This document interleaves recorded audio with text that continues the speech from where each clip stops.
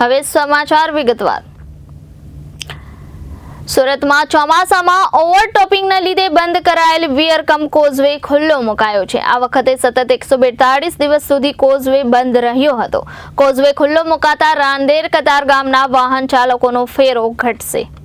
રાંદેર કતાર ગામને જોડતા તાપી નદી પર બનાવવામાં આવેલ વીયર કમ કોઝવે 1 જુલાઈના રોજ ઓવરફ્લો થતા બંધ કરવામાં આવ્યો હતો। ત્યારબાદ સુરતમાં વરસાદ ઘટ્યો હતો, પરંતુ ઉકાઈ અને કાકરાપારથી આવતા પાણીને કારણે કોઝવે સતત ઓવરફ્લો રહ્યો હતો, જેના કારણે કોઝવે પરથી વાહન વ્યવહાર બંધ કરવામાં આવ્યો હતો। આ વર્ષે દિવાળી સુધી વરસાદ હતો, જેના કારણે કોઝવેની સપાટી ભય લેવલ સુધી પહોંચી હતી, જેથી કોઝવે બંધ રાખવામાં આવ્યો હતો। સફાઈ કર્યા બાદ કોઝવે પરનો વાહન વ્યવહાર આજે શરૂ કરી દેવામાં આવ્યો છે।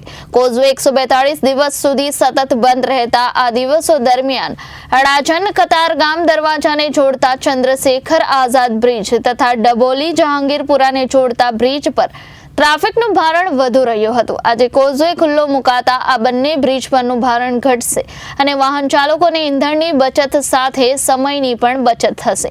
આ વર્ષે કોઝવે રેકોર્ડ બ્રેક 142 દિવસ સુધી બંધ રહ્યો હતો।